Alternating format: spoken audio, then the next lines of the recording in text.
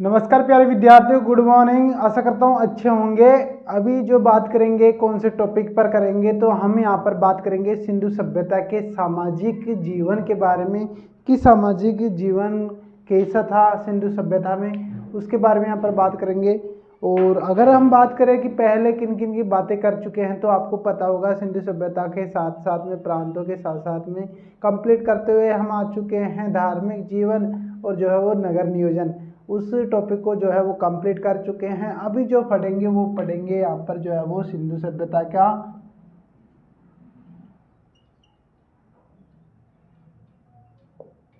सिंधु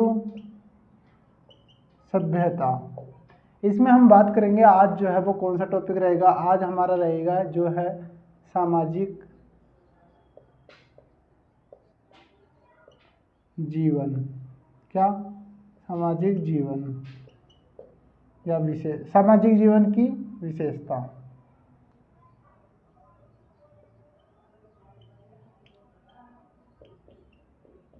तो जैसे कि हमने यहाँ पर जो है वो धार्मिक और नगर नियोजन की विशेषता हमने पढ़ ली है। अब जो है वो सामाजिक जीवन की विशेषता हम देखने वाले हैं। तो सामाजिक जीवन की विशेषता क्या रहती है, उन सभी पहलुओं पर चर्चा करेंगे और सभी पहलुओं को डिस्कस आपके सामने जो है वो खुलकर बात करेंगे। तो कंप्लीट उसके लिए आपको क्या करना होगा, आपको उसके लिए जो है वो अब यहाँ पर बात करें कि चर्चा करने के लिए हमें फिर से कल जैसे वापस से डायग्राम बनाता हूँ ताकि आपको जो है वो याद करने में आसानी हो। और मैं आपको बताना चाहूँगा सिंधु सभ्यता का जो है वो सामाजिक जो है वो सामाजिक जीवन है वो बहुत ही अच्छा था। उच्च कोटि यहाँ पर जो है वो उच्च कोटि का माना जाता है। तो आपको कहना चाहूँगा यहाँ पर कुछ इस तरीके से आप डायग्राम बनाइए, कल की जैसे कि कल याद किया था उसी तरीके से कुछ इस तरीके से बनाइए। इसमें आप जो है वो क्या रखेंगे, सामाजिक संगठन। क्या डालेंगे, क्या लिखेंगे, सामाजिक संगठन। सामाजिक संगठन या ढांचा या सामाजिक जीवन, जो कुछ आप बोलना चाहो वो बोल सकते हो। तो ये सभी पहलू जो है वो इसके इर्द गिर्द कौन कौन से पहलुओं की हम बात करेंगे, इस क्लास में कौन कौन से पहलुओं पर चर्चा करेंगे, वो सभी यहाँ पर आ जाएंगे। तो सबसे पहले अगर बात करें किसकी, हम जो है वो बात करते हैं इधर। तो पहला हमारा जो पहलू होगा वो पहला पहलू क्या होगा, पहला पहलू हमारा जो है वो कौन सा होगा। तो पहला पहलू हमारा रहेगा खान पान रहन सहन से और जो है वो वेशभूषा से।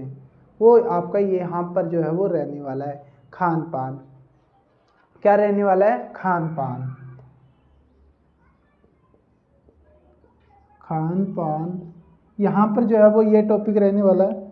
इसके साथ साथ में जो है वो मैं आपको बता देता हूँ खान पान, और जो इसमें आप जोड़ सकते हो रहन सहन। ये टॉपिक हमारा जो है वो ये रहने वाला है। इसके अलावा बात करें तो सेकंड हमारा जो है वो टॉपिक कौन सा रहेगा, सेकंड हमारा आएगा प्रथाएं। जितनी भी प्रथाएं हैं उस टाइम पे विद्यमान थी, वो सभी प्रथाओं के बारे में जानकारी देंगे और डिस्कस से खुल के आपसे सामने बात करेंगे। सारी चीज़ें आपको डिस्कस करके बताएंगे ताकि आप भी समझ सकें। इसके बाद में हमारा जो है वो पॉइंट आता है, इसके बाद में हमारा जो है वो आता है मनोरंजन। क्या आता है, मनोरंजन के साधन। क्या आता है, मनोरंजन के साधन। टोटल आप अगर बात करें कितनों पहलुओं पर बात करेंगे, तो 5 पहलुओं पर बात करेंगे। तो हमारा आ जाता है खान पान, सेकंड आ जाता है प्रथाएं। अगर बात करें यहाँ पर जो है वो लास्ट का आता है मनोरंजन, वो सॉरी तीसरा आता है मनोरंजन। इसके अलावा बात करें और क्या होता है, तो आपका जो है वो वेशभूषा, आपको पता ही होगा जो है वो वेशभूषा जो आता है वो कौन सी कैटेगरी में आता है आपको बता दूं। तो वह आता है आपका, जो इसमें आता है वो आता है आपका आभूषण, आभूषण एवं केश विन्यास, केश विन्यास। तो इसमें कौन कौन से टॉपिक आ गए? आभूषण और केश विन्यास इसमें आ चुके हैं। और अगर हम इसमें जो है वो किस में, खान पान में, हम यहाँ पर जो है वो पहनावा भी जोड़ सकते हैं। क्या जोड़ सकते हैं? पहनावा। दोस्तों ज़्यादा टॉपिक नहीं होगा, इस वजह से मैं यहाँ पर जो है वो इंक्लूड कर रहा हूँ इनमें पहनावा। ये सभी हो गए। इसके बाद में अगर बात करें, यहाँ पर लास्ट हमारा जो है वो आती है अंत्येष्टि संस्कार। क्या आता है? अंत्येष्टि संस्कार, जिसमें प्रथम की बात करें। देखिए प्रथम से हम बात करते हैं कि प्रथम हमें कौन सा देखने को मिला। प्रथम हमें यहाँ पर जो है वो ये आपको देखने को मिला खान पान या पहनावा या रहन सहन, ये टॉपिक पर चर्चा करेंगे खुल के। सेकंड आती है प्रथाएं, तो सेकंड हमारा जो है वो कौन सा हो गया? प्रथाएं। और अगर थर्ड की बात करें तो थर्ड आ जाता है मनोरंजन। फोर्थ आ जाता है हमारा आभूषण एवं केश विन्यास, जिसमें आभूषण के बारे में और केस, जो केसों में यानी बालों से रिलेटिव जो वो यहाँ पर विशेषता पाई जाती है, तो वो यहाँ पर बात करेंगे। पांचवा आ जाता है यहाँ पर अंत्येष्टि संस्कार। इसके बाद में अब चलिए बात करते हैं कि कहाँ कहाँ कैसे कैसे क्या क्या रूप में यहाँ पर जो है वो ये चीज़ें पाई गई, तो उसी के बारे में यहाँ पर जो है वो चर्चा करेंगे। तो उसके लिए आपको क्या करना होगा, उस तरीके से यहाँ पर कल के जैसे आपको कुछ इस तरीके से डायग्राम बना लेना होगा। इधर हम बात करेंगे, ये आपका डायग्राम हो गया। इधर हम चलिए बात करते हैं। अगर हम यहाँ पर सबसे पहले बात करें कि क्या विशेषता यहाँ पर जो है वो सिंधु घाटी की सभ्यता की है, या पितृसत्तात्मक थी या मातृसत्तात्मक थी, वो सभ्यता वो आपको बताता हूँ। तो यहाँ पर सिंधु सभ्यता जो थी वो मातृसत्तात्मक थी। क्या थी? मातृसत्तात्मक। मातृसत्तात्मक।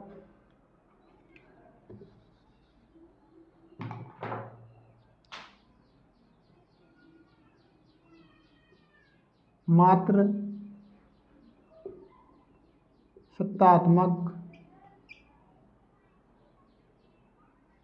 कैसी थी? मातृसत्तात्मक थी। अगर बात करें तो एकल परिवार, एकल परिवार भी यहाँ पर जो है वो देखने को मिलता है। कहाँ से देखने को मिलता है? वो हमें देखने को मिलता है कालीबंगा। कहाँ से? कालीबंगा से। कालीबंगा से हमें यहाँ पर एकल परिवार के साक्ष्य मिलते हैं। तो मातृसत्तात्मक जो है वो वहाँ पर पाई गई है, पितृसत्तात्मक परिवार यहाँ पर नहीं पाया गया। इसके अलावा बात करते हैं, देखिए क्या है मातृसत्तात्मक, इसके बारे में चर्चा हो गई है।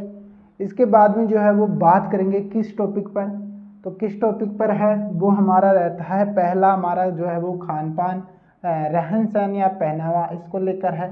तो हम बात करते हैं सबसे पहले, पहला क्या है? खान पान। क्या है? खान पान। अगर बात करें सिंधु सभ्यता की, क्या सिंधु सभ्यता की, तो सिंधु सभ्यता में आपको मैंने पहले भी बताया था, जब प्रांत पढ़ा रहा था उस टाइम पे, कि आपका जो है गेहूं है, चावल है, तिल है, सरसों है, मटर है, और जो है वो मछली है, क्या क्या ये चीज़ें, मछली है, कछुआ है, कुछ ये चीज़ें आपको देखने को मिलती है। तो खान पान में आपको बात करें तो यहाँ पर नोट डाउन कर लीजिएगा आप, गेहूं, क्या? गेहूं, जौ, मटर, इधर आए तो चावल, मछली, और इधर बात करें मछली के बाद में कछुआ,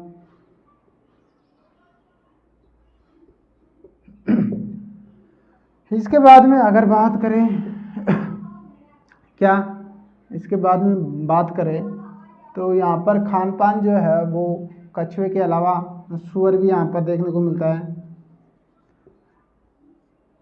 गाय भी यहाँ पर देखने को मिली, बकरी यहाँ पर देखने को मिली, बकरी को भी यहाँ पर जो है वो खान पान में यहाँ पर लिया जाता था। तो ये सभी कहीं ना कहीं जो है वो लिया गया, इन सभी को गेहूं, जो मटर, चावल, मछली को, कछुआ, सुअर, गाय, बकरी, इनका यहाँ पर जो है वो उस टाइम पे खाने में यहाँ पर जो है वो उपयोग लिया जाता था। अगर बात करें कि उस टाइम का जो है था जीवन था या लोग थे वो शाकाहारी भी थे या मांसाहारी थे, तो शाकाहारी भी थे, शाकाहारी व मांसाहारी दोनों प्रकार के लोग थे। कैसे थे? मांसाहारी भी थे और शाकाहारी भी थे। मांस के रूप में अगर बात करें तो मछली, कछुआ, सुअर, गाय, बकरी, इनका यहाँ पर जो है वो खाने के रूप में जो है वो उनका उपयोग करते थे। और जो है वो शाकाहारी थे वो ये भी खाते थे गेहूँ, जो मटर, चावल, इनका यहाँ पर जो है वो सेवन करते थे। तो आपको समझ में आ गया यहाँ पर जो है वो सिंधु घाटी सभ्यता में जो है वो सिंधु घाटी में शाकाहारी भी लोग यहाँ पर थे, मांसाहारी भी थे। क्या क्या खाते थे वो आपको मैंने बता दिया है। इसके बाद में जो है वो नेक्स्ट यहाँ पर इसी का एक और टॉपिक है, क्या है, इसी का हम यहाँ मातृसत्तात्मक यहाँ पर व्यवस्था पाई गई है, वो आप नोट डाउन कर लीजिएगा। यहाँ पर इसी का टॉपिक है कौन सा? खान पान। अब बात आती है पहनावा। तो पहनावे में आपको क्या दिया जाएगा? खान पान और पहनावा, इसी का जो है वो पहनावे में क्या है? तो पहनावे में आपको बात करें, पहनावे में किसका उपयोग किया जाता था? तो पहनावे में जो थे वो उपयोग किया जाता था सूती व ऊनी वस्त्र। किसका? सूती व ऊनी वस्त्र के जो है वो कपड़े पहना जाता था। तो उस टाइम पे भी यहाँ पर जो है वो सूती और ऊनी वस्त्र यहाँ पर पहने जाते थे। अगर बात करें ऊनी और सूती और इन वस्त्रों के बारे में, तो यहाँ पर जो है वो सिल्कर भी पहना जाता था। क्या? सिल्कर पहना जाता था। और अगर बात करें सिलने के बाद में जो वो कसीदा, क्या?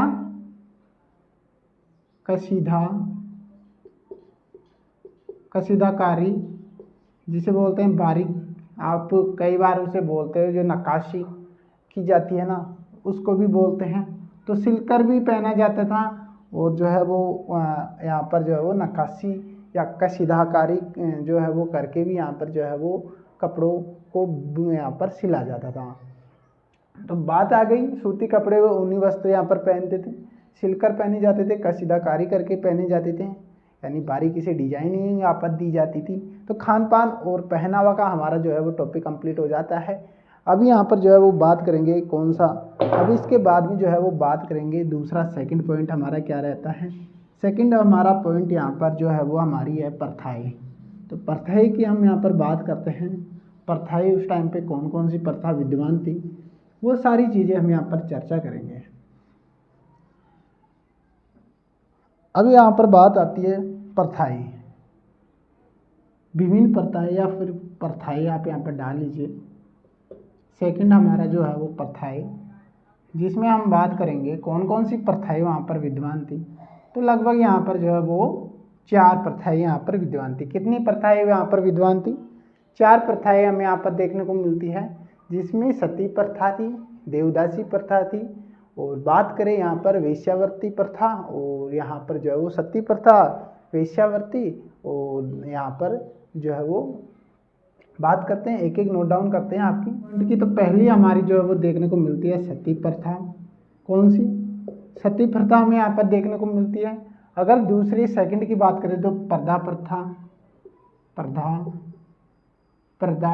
प्रथा।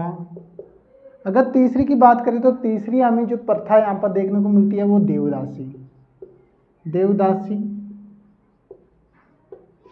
प्रथा यहाँ पर देखने को मिलती है। कौन कौन सी? सती प्रथा, पर्दा प्रथा, देवदासी। और अगर इसके बाद में बात करें तो वेश्यावृत्ति प्रथा, ये देखने को मिलती है। चारों मैंने नोट डाउन करवा लिया, सती प्रथा, पर्दा प्रथा, देवदासी, वेश्यावृत्ति, हमें जो है वो सिंधु घाटी सभ्यता में हमें देखने को मिलती है। तो प्रथाएं कितनी विद्यमान थी? 4 थी। 4 यहाँ पर जो है वो नोट डाउन करवा दिया है मैंने, सती, पर्दा, देवदासी और वेश्यावृत्ति। तो इन चीज़ों को यहाँ पर नोट डाउन कर लीजिएगा। तो पर यहाँ पर प्रथाएं में हमारी जो है वो कंप्लीट हो जाती है। इसके बाद में चलते हैं मनोरंजन के साधन। तो मनोरंजन के साधन में हमारा तीसरा पहलू आता है। मनोरंजन के साधन क्या है? मनोरंजन के साधन हमारे आते हैं मनोरंजन के साधन। तो मनोरंजन के साधन के रूप में क्या क्या यहाँ पर जो लोग यहाँ पर जो है वो सामाजिक रूप से या फिर जो है वो आपने स्तर पर क्या क्या यहाँ पर कार्य करते थे, सामाजिक जीवन में जो है वो क्या क्या कार्य किए जाते थे जो मनोरंजन के तौर पे किए जाते थे, वो उन्हीं के बारे में चर्चा करते हैं। तो वो हाँ यहाँ पर बात करें तो हम कुछ इस तरीके से आपको डायग्राम बना लेना है। इसी तरीके से देखिए क्या पहला की अगर मैं बात करें या आप इसी बिना डायग्राम बनाए भी आप लिख सकते हो, आप जो भी इच्छा हो आप यहाँ पर कोई नंबरिंग डाल दीजिएगा या फिर डायग्राम बना लीजिएगा। तो कुछ इस तरीके से यहाँ पर मैं यहाँ पर बना रहा हूँ। तो फर्स्ट आता है जो है वो मनोरंजन के साधन के रूप में क्या किया जाता था, तो नृत्य यहाँ पर किया जाता था। अगर इसी को दूसरी भाषा में बताऊँ तो नृत्य के साथ साथ संगीत क्या था, नृत्य के साथ में संगीत हो गया। इसके बाद में चलते हैं सेकंड। तो सेकंड हमें क्या यहाँ पर देखने को मिलता है, सेकंड हमें जो है वो हमें यहाँ पर देखने को मिलता है शिकार। क्या? शिकार। क्या देखने को मिलता है? शिकार। अगर यहाँ पर बात करें थर्ड की ओर तो थर्ड हमें यहाँ पर जो है वो क्या देखने को मिलता है, क्या यहाँ पर देखने को मिलता है। तो अगर यहाँ पर थर्ड हमें यहाँ पर देखने को जो मिलता है वो हमें यहाँ पर पासा। क्या? पासा। पासा। और यहाँ पर जो है वो इसके अलावा जो है वो और इसके अलावा क्या देखने को मिलता है, इसके अलावा जो है वो पशुओं और पक्षियों के साथ जो है वो झगड़ा लड़ाना। क्या? पशु और पक्षियों को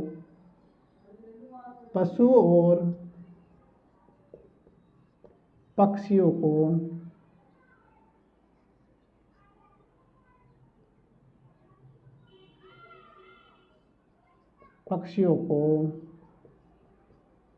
लड़वाना। क्या? पशु और पक्षियों को लड़वाना। अब यहाँ पर एक पॉइंट और यहाँ पर जो है वो छूट रहा है। तो एक पॉइंट और यहाँ पर अगर आपको नीचे दिख रहा हो तो आप यहाँ पर नीचे डाल लीजिएगा। क्या है वो आपको मैं बता देता हूँ। तो हमारा जो है वो मनोरंजन के साधन में हमारा जो है वो क्या है, एक और हमें यहाँ पर देखने को मिलता है। लड़वाने के साथ साथ में जो थे वो यहाँ पर पशु को यहाँ पर जो है वो इसको क्या, पशुओं को क्या है, जैसे पशु नहीं था यहाँ पर पशु और पक्षियों को तो लड़ाया जाता था, बट जो है वो मछली को क्या, मछली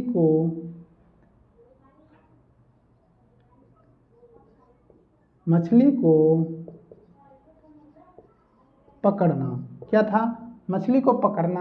और यहाँ पर जो है वो पासा, तो यहाँ पर चौसर पासा आप यहाँ पर डाल सकते हो। क्या डाल सकते हो? चौसर पासा आप यहाँ पर, चौपड़ पासा सॉरी कहना चाहूँगा, चौपड़ पासा।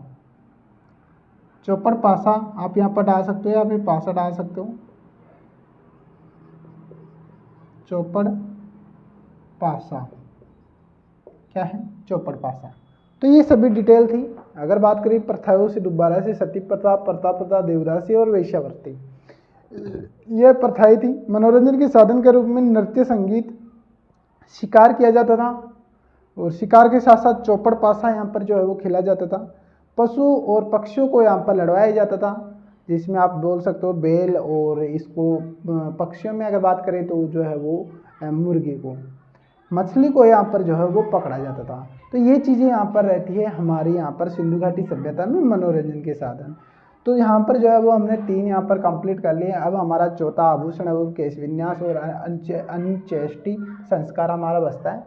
उसके बाद में हमारा जो है वो ये टॉपिक जो है वो ख़त्म कर लेंगे।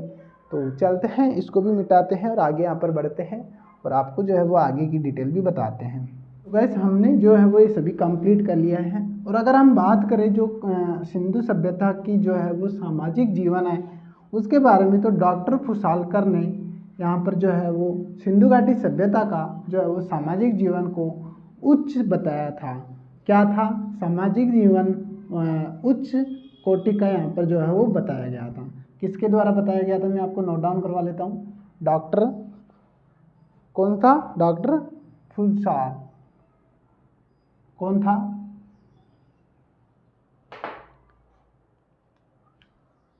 डॉक्टर फुलसारकर। कौन थे, डॉक्टर फुलसारकर। कौन देखने को मिलता है, डॉक्टर फुलसारकर।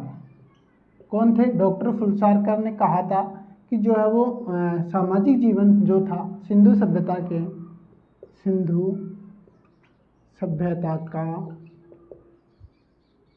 सामाजिक जीवन उच्च कोटि का था।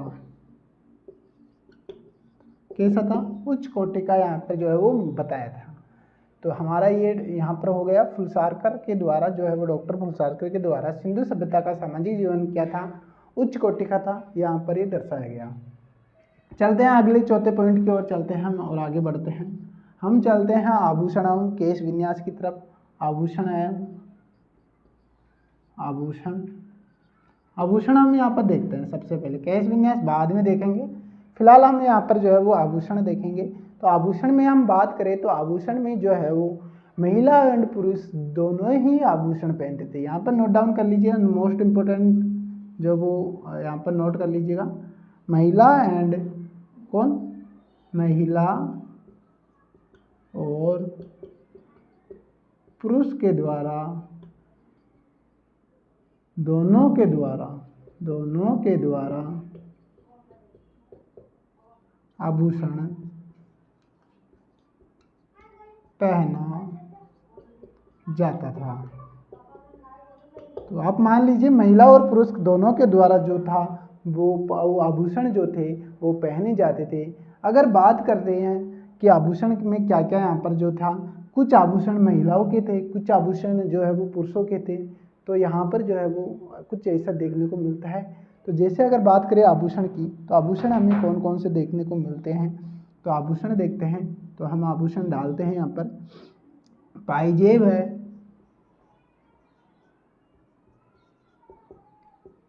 और इसके अलावा अगर बात करें तो क्या है, इसके अलावा जो है वो हमें यहाँ पर क्या देखने को मिलती है, पायजेब के अलावा जो है वो यहाँ पर जो देखने को मिलती है, पायजेब हो गई और आपका हार हो गया, चूड़ियाँ यहाँ पर हो गई, क्या हो गई, चूड़ियाँ यहाँ पर हो गई। इसके अलावा जो बात करें और क्या यहाँ पर जो देखने को मिलते हैं, वो हमें यहाँ पर जो है वो कंगन यहाँ पर देखने को मिलते हैं। क्या यहाँ पर कंगन हमें यहाँ पर देखने को मिलते हैं। क्या देखने को मिलते हैं, कंगन हमें देखने को मिलता है। और यहाँ पर जो है वो लिपस्टिक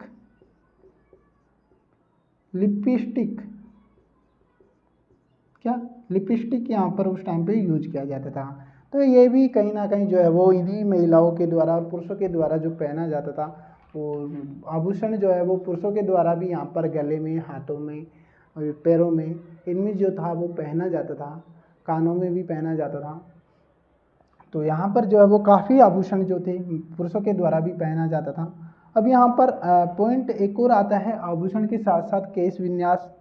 क्या, केश विन्यास। तो केश विन्यास के बारे में चर्चा करें तो हम यहाँ से केश विन्यास के बारे में चर्चा करेंगे कि केश विन्यास में जो था वो क्या क्या यहाँ पर जो है वो रखा गया, कौन कौन सी टॉपिक पर बात करेंगे। तो केश विन्यास, केश विन्यास की बात करें तो केश विन्यास में हमें जो है वो महिला और पुरुषों के द्वारा, देखिए महिला को हम एम से प्रदर्शित करेंगे, पुरुषों के द्वारा जो है वो यहाँ पर एफ से यहाँ पर प्रदर्शन करूँगा।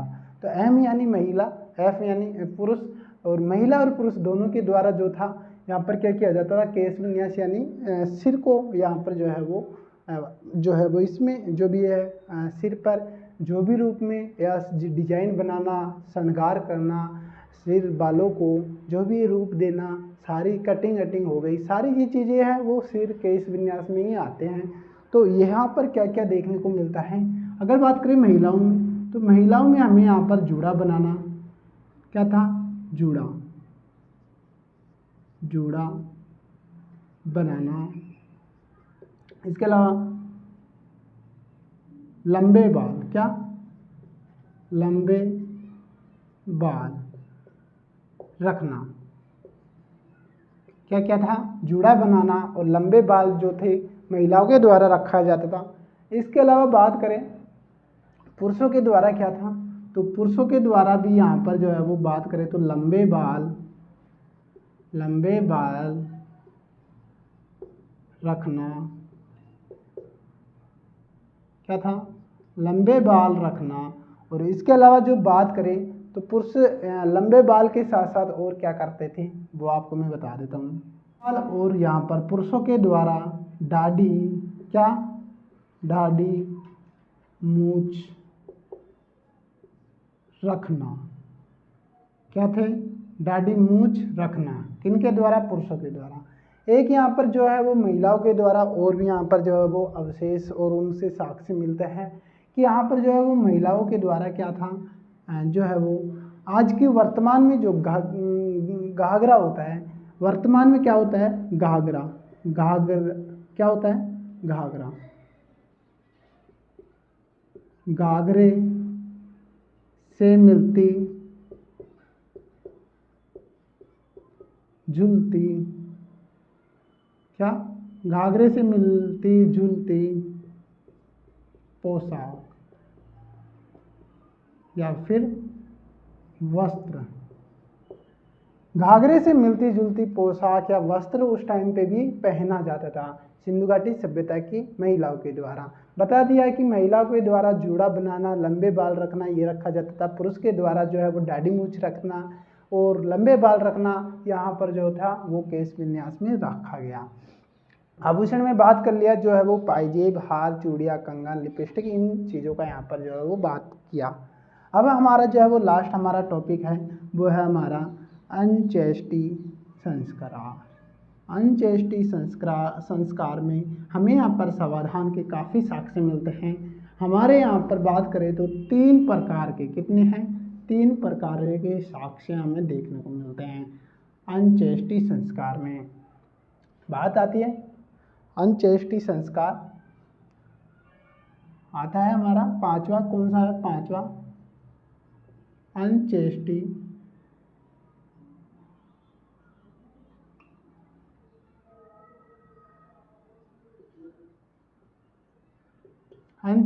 संस्कार। क्या आता है, अंत्येष्टि संस्कार। इसमें अगर बात करें तो हमें क्या देखने को मिलता है, अंत्येष्टि संस्कार में हमें जो है वो 3 प्रकार के जो है वो समाधान के साक्ष्य मिलते हैं। यानी जो मनुष्य को मृत्यु के बाद में शरीर को जो है वो कितनी तरीके से यहाँ पर जो है वो जो है उसका मनुष्य के शरीर का जो है वो किया जाता था। क्या किया जाता था, अंत्येष्टि संस्कार के थ्रू यहाँ पर समाधान किया जाता था। तो यहाँ पर 3 प्रकार यहाँ पर देखने को मिलते हैं। कौन कौन से 3 प्रकार, क्या 3 प्रकार से का समाधान। क्या था, समाधान। क्या था, समाधान। अब चलिए बात करते हैं 3 प्रकार के कौन कौन से थे। फर्स्ट हम बात करते हैं, पहले भी आपको मैंने नोट डाउन करवाया था। फर्स्ट हमें यहाँ पर जो देखने को मिलता है आंशिक समाधान। सेकंड हमें यहाँ पर जो है वो देखने को मिलता है पूर्ण समाधान। अगर बात करें यहाँ पर जो है वो लास्ट का, तो दाह संस्कार या फिर इसे बोल सकते हैं कलश, क्या कलश समाधान। ये सभी यहाँ पर नाम यहाँ पर जो है वो देखने को मिलते हैं। अब इन्हीं के बारे में जो है वो डिटेल से हम चर्चा करेंगे। तो आंशिक समाधान किसे कहते हैं, पूर्ण समाधान किसे कहते हैं, और दाह संस्कार की बात करें तो देखिए क्या होता है। आंशिक समाधान जो है वो फारसी लोगों के द्वारा किया जाता था। फारसी लोगों के जो है वो आंशिक समाधान हमें यहाँ से देखने को मिलता है फारसी लोगों के द्वारा। तो कहाँ पर मिलता है, फारसी लोगों के द्वारा। फारसी लोगों के द्वारा आंशिक जो है वो समाधान किया जाता था। किस तरीके का होता था, तो इसमें क्या था मनुष्य के मृत्यु के बाद में शरीर को जो था जंगल में जो है वो पशु पक्षियों को खाने के लिए यहाँ पर छोड़ दिया जाता था। क्या किया जाता था? पशु पक्षियों को जो है वो खाने के लिए जो था जंगल में शरीर को छोड़ दिया जाता था। शरीर को जो है वो पशु पक्षियों के खाने के बाद में जो भी अंश यहाँ पर जो है वो बचते थे, उन अंशों को क्या किया जाता था? इकट्ठा करके यहाँ पर जो है वो दफनाया जाता था, जमीन में गाड़ दिया जाता था। क्या किया जाता था? जमीन में गाड़ दिया जाता था। आंशिक समाधान उसको कहते हैं। क्या किया जाता था? जंगल में छोड़ दिया जाता था, जीव जंतु के द्वारा खाने के बाद में कुछ अवशेष बचता था तो उसे जमीन में दाब दिया जाता था। तो वो कहाँ पर देखने को मिलता है? वो फारसी लोगों के द्वारा लोगों में देखने को मिलता है। कहाँ पर देखने को मिलता है? फारसी लोगों के यहाँ पर देखने को मिलता है। इसी के बाद में अगर बात करें पूर्ण समाधान, तो पूर्ण समाधान कैसा था? पूर्ण समाधान आजकल यहाँ पर आप देखते होंगे मुस्लिम समाज में, कहाँ पर? मुस्लिम धर्म में। कहाँ पर? मुस्लिम धर्म में आप देखने को मिलता होगा कि शरीर मृत्यु के पश्चात जो है वो शरीर को क्या किया जाता था? मिट्टी में दफना दिया जाता था। तो वही जो है वो पूर्ण समाधान माना गया। क्या माना गया? पूर्ण समाधान माना गया। अगर बात करें तो यहाँ पर जो है वो पूर्ण समाधान मुस्लिम धर्म के द्वारा किया जाता था। दाह संस्कार या कलश समाधान किसे कहते हैं? तो दाह संस्कार और कलश समाधान जो है वो, जैसे कि हिंदू का उदाहरण आप ले सकते हो। हिंदू धर्म में जो यहाँ पर अग्नि में यहाँ पर जो है वो मृत्यु के पश्चात आग में जो जला दिया जाता था वो उसे दाह संस्कार कहा जाता था। कलश समाधान भी उसे ही कहा जाता था, क्योंकि जो है वो दाह संस्कार करने के बाद में उसको क्या है, उसकी जो भी यहाँ पर अवशेष बचते थे उस अवशेषों को जो है वो कलश यात्रा में, कलश में डाल के जो है वो जल में प्रवाहित करते हैं। तो वो यहाँ पर किया जाता है, तो कलश समाधान कहलाया गया।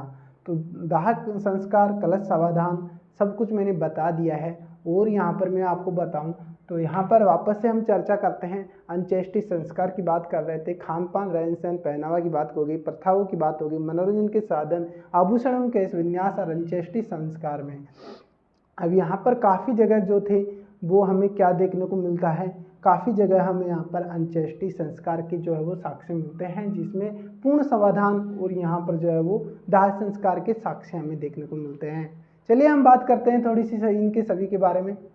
चलिए गाइस, हम यहाँ पर जो है वो एक बार सभी चीज़ों को हम मिटाते हैं और आपको और थोड़ा सा यहाँ पर जो वो बताते हैं कि यहाँ पर जो है वो समाज कैसा था। समझ चाहूँगा दोस्तों, शुरू में यहाँ पर जो है वो एक टॉपिक यहाँ पर रह गया था, उनको यहाँ पर बताएंगे। यहाँ पर जो है वो पूर्ण समाधान जो है वो हम यहाँ पर रहने देते हैं, इधर का हम मिटा देते हैं। पूर्ण समाधान, हम इन सभी टॉपिक्स की बात कर चुके हैं, किनकी? पहला, दूसरा और तीसरा, ये यहाँ पर रहने देते हैं। अगर बात करें तो यहाँ पर इन चीज़ों का हमने सामाजिक में हम यहाँ पर जो है वो पहलुओं पर बात कर ली है, तो इनको यहाँ पर मिटाते हुए हम बात करें कि उस टाइम पे अगर सामाजिक तौर पे कितने यहाँ पर भागों में बटा हुआ था, क्या कितने भागों में बटा हुआ था समाज उस टाइम पे, सिंधु घाटी सभ्यता के टाइम पे, तो उन्हीं के बारे में चर्चा करते हुए बात करें तो 4 भागों में यहाँ पर उस समय यहाँ पर जो है वो देखने को मिला। समाज कितने भागों में देखने को मिला? समाज हमें 4 भागों में यहाँ पर देखने को मिलता है उस समय का सिंधु घाटी सभ्यता के। 4 भाग कौन कौन से हैं? समाज 4 भागों में बटा हुआ था। अगर बात करें कितने भागों में था? 4 भागों में। चलिए चर्चा करते हैं, कितने भागों में? समाज 4 भागों में। पहला हम बात करें, पहला समाज जो था, पहला समाज कैसा था? पुरोहित यहाँ पर जो है वो वर्ग यहाँ पर देखने को मिलता है। कौन सा वर्ग यहाँ पर देखने को मिलता है? पुरोहित वर्ग यहाँ पर जो है वो हमें देखने को मिलता है। पुरोहित के बाद में अगर सेकंड यहाँ पर जो है वो देखने को मिलता है तो क्या देखने को मिलता है? योद्धा। क्या देखने को मिलता है? योद्धा। सेकंड वर्ग कौन सा देखने को मिलता है? योद्धा वर्ग। अब वर्ग यहाँ पर लगा सकते हो, पुरोहित, वर्ग, योद्धा वर्ग। उसके बाद में थर्ड बात करें तो थर्ड हमें यहाँ पर जो देखने को मिलता है वेश्यावृत्ति वर्ग। क्या देखने को मिलता है? वेश्यावृत्ति वर्ग। और बाद में अगर लास्ट बात करें तो क्या मिलता है? श्रमिक वर्ग। समझ चाहूँगा दोस्तों, थर्ड वाला यहाँ पर जो है वो बाय मिस्टेक यहाँ पर जो है वो डाल दिया है, तो यहाँ पर क्या रहेगा? व्यापारी वर्ग। क्या रहेगा? व्यापारी वर्ग। व्यापारी वर्ग क्या रहेगा? व्यापारी वर्ग। तो यहाँ पर चारों यहाँ पर इस तरीके से चार वर्ण यहाँ पर पाए गए।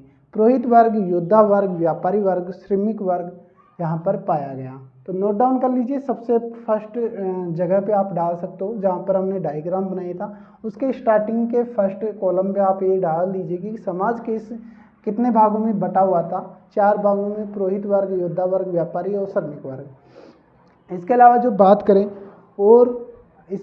बात करें चलिए बात करते हैं यहाँ पर डिटेल से। हम किसके बारे में डिटेल से हम बात करें? डिटेल में हम किसकी बात करेंगे? डिटेल में हम यहाँ पर बात करेंगे आंशिक समाधान, पूर्ण समाधान और दाह्य संस्कार की हम थोड़ी सी डिटेल से बात करेंगे। तो डिटेल से हम बात करने के लिए हमें यहाँ पर जो है वो आपको क्या लिखना होगा? अगर बात करें आंशिक समाधान का कहाँ पर साक्ष्य मिला है, तो आंशिक समाधान का जो है वो यहाँ पर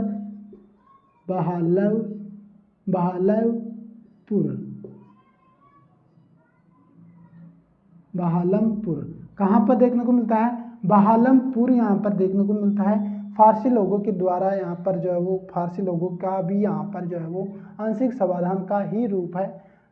चलिए इसके बाद में पूर्ण समाधान कहाँ से मिलता है? तो पूर्ण समाधान जो है वो मैं इधर यहाँ पर नोट डाउन करता हूँ। किधर? पूर्ण समाधान जो है वो कहाँ से मिलता है? पूर्ण समाधान जो है वो हड़प्पा से मिलता है। कहाँ से मिलता है? हड़प्पा से। अगर बात करें मैंने पहले पढ़ाया था R37 और H संस्कृति। क्या? H संस्कृति, जहाँ पर जो है वो क्या है? कब्र के साक्ष्य मिलते हैं। कब्रगाह यहाँ पर देखने को मिलती है। क्या? कब्रगाह। हड़प्पा में R37 में जो है वो हमें पूर्ण समाधान के जो है वो साक्ष्य मिलते हैं, और H संस्कृति कब्रगाह में भी यहाँ पर साक्ष्य मिलते हैं, उसी को नाम दिया गया। तो ये कहाँ पर देखने को मिलता है? हड़प्पा में। अगर बात करें यहाँ पर किसकी, हम देखिए यहाँ से थोड़ा सा हटा रहे हैं ताकि हम यहाँ पर नीचे की थोड़ी डेफिनेशन बता सकें। बात करें इसके अलावा दाह संस्कार के बारे में, तो दाह संस्कार जो था वो हमें यहाँ पर कहाँ से देखने को मिलता है? दाह संस्कार हमें जो है वो कालीबंगा से देखने को मिलता है। दाह संस्कार, या फिर इससे पहले बात करूँ पूर्ण समाधान में, एक पॉइंट और आप यहाँ पर नोट डाउन कर लीजिए। नोट डाउन क्या कर लीजिए आप? लोथल में जो थे, लोथल में बकरे का साक्ष्य यहाँ पर मिलता है। बकरे का साक्ष्य मिलता है। बकरे का, जिसमें यहाँ पर जो है वो बताया गया है कि यहाँ पर मानव की मृत्यु के बाद उसको जो दफनाते टाइम पे जो है वो पूर्ण समाधान के समय बकरे को भी यहाँ पर जो है वो यहाँ पर गाड़ दिया गया था। तो उसके भी साक्ष्य मिलते हैं। कहाँ से मिलते हैं? लोथल से। चलिए बात करते हैं हम यहाँ पर दाह संस्कार और कलश समाधान के बारे में बात करें। इसके साक्ष्य हमें कालीबंगा से देखने को मिलते हैं। इसके अलावा जो बात करें यहाँ पर बात करते हैं लोथल में बकरे के साक्ष्य यहाँ पर मिलते हैं।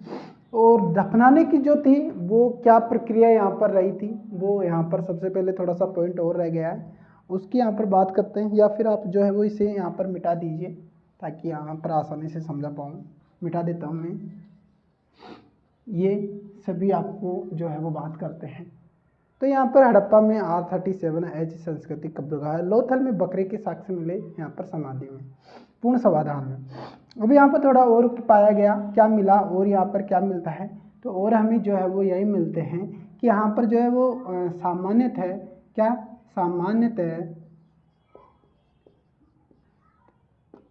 सामान्यतः कब्र को दफनाते समय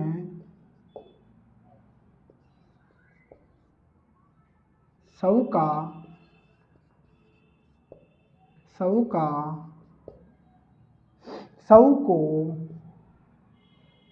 को कौन सी दिशा में, उत्तर से दक्षिण की ओर रखा जाता था।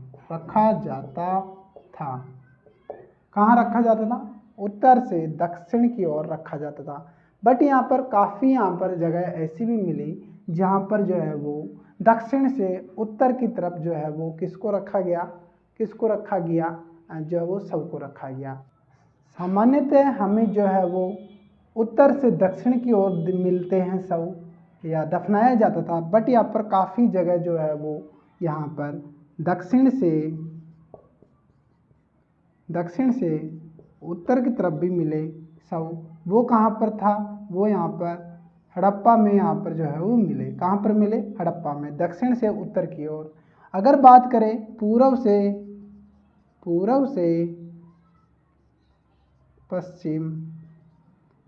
पश्चिम की बात करें तो पूर्व से पश्चिम जो थे वो यहाँ पर लोथल में मिले। कहाँ पर मिले, लोथल में। और अगर बात करते हैं तो यहाँ पर पश्चिम से पूर्व की ओर वो हमें यहाँ पर कहाँ से मिलते हैं, रोपड़ से। कहाँ पर, रोपड़ से। कहाँ से मिलते हैं, रोपड़ से। दक्षिण से उत्तर की ओर हड़प्पा में, पूर्व से पश्चिम की ओर लोथल में, पश्चिम से पूर्व की ओर रोपड़ में हमें जो है वो साक्ष्य देखने को मिलते हैं समाधान के। ये यहाँ पर समाधान का हो गया। आंशिक समाधान में ज़्यादा कुछ नहीं है और पूर्ण समाधान की हमने यहाँ पर चर्चा की है, डिटेल से सभी बातें जो है वो पूर्ण समाधान की थी। अब यहाँ पर बात करें दाह संस्कार के बारे में। दाह संस्कार के बारे में बात करते हैं और आपको बताते हैं कि दाह संस्कार में क्या होता था। दाह संस्कार में जो है वो शव को जो है वो अग्नि में समर्पित कर दिया जाता था और जो भी अंश यहाँ पर बचता था उस अंश को क्या होता था, उस अंश को जो है वो कलश में डालकर जो है वो जल में प्रवाहित कर दिया जाता था। इसमें और ज़्यादा कुछ नहीं है यहाँ पर दाह संस्कार में। यहाँ पर दाह संस्कार के साक्ष्य कहाँ से मिलते हैं अगर बात करें तो व्हीलर के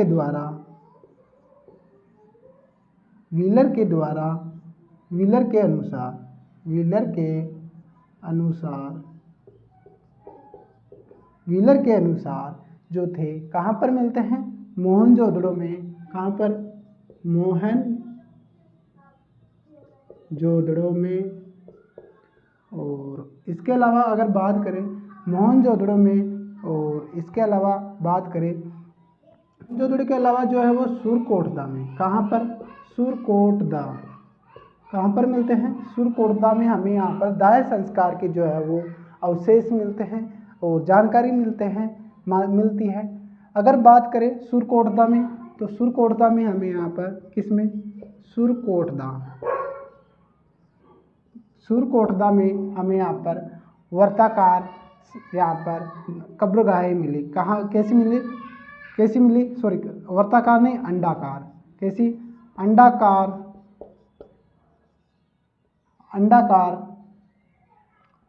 जो है वो दाह संस्कार के साक्ष्य मिले। क्षमा चाहूँगा, दाह संस्कार के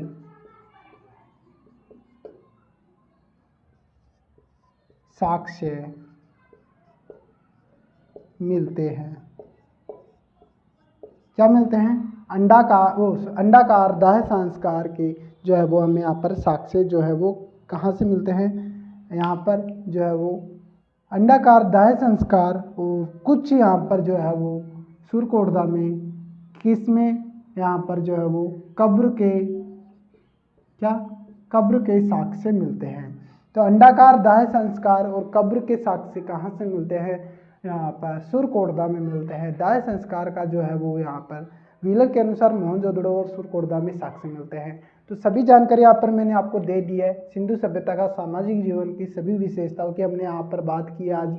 इसके अलावा अगर बात करें कल जो है वो यहाँ पर सिंधु सभ्यता का या तो आपको आर्थिक जीवन यहाँ पर जो है वो बताया जाएगा, आर्थिक जीवन के बारे में जानकारी दी जाएगी और उसके बाद में जो है वो सिंधु सभ्यता के पतन के बारे में आपको जो है वो जानकारी दी जाएगी। तो फिलहाल गाइस इस वीडियो को यहीं पर करते हैं एंड आशा करता हूँ वीडियो अच्छा लगा हो, और वीडियो अच्छे लगा हो तो नीचे कमेंट बॉक्स कमेंट कीजिएगा और वीडियो को लाइक करना और यहाँ पर जो है अपने दोस्तों के साथ में फैमिली मेम्बर्स के साथ में वीडियो को शेयर करना, ताकि यहाँ पर जो है वो नॉलेजेबल इन्फॉर्मेशन उनके साथ भी साझा कर पाएँ। और यहाँ पर कहना चाहूँगा जो है वो राजस्थान पुलिस और CIT का यहाँ पर जो है वो कोर्स के अनुसार यहाँ पर जो है वो कोर्स करवाया जा रहा है। तो आप यहाँ पर जो है वो राजस्थान के सभी एग्जाम्स के लिए जो है वो आप यहाँ पर हिस्ट्री की क्लास देख सकते हो, सभी के यहाँ पर जो है वो काम आने वाली है। काफ़ी बेसिक से आपको जो है वो डिग्री तक लेके जाया जा रहा है, तो नो टेंशन रहिए। यहाँ से जो यहाँ पर पढ़ाया जा रहा है उसके बाहर से आपको क्वेश्चंस नहीं देखने को मिलेंगे। तो फिलहाल वीडियो को यहीं पर समाप्त करते हैं, कल मिलते हैं नए अगले भाग में। जब तक के लिए जय हिंद जय भारत।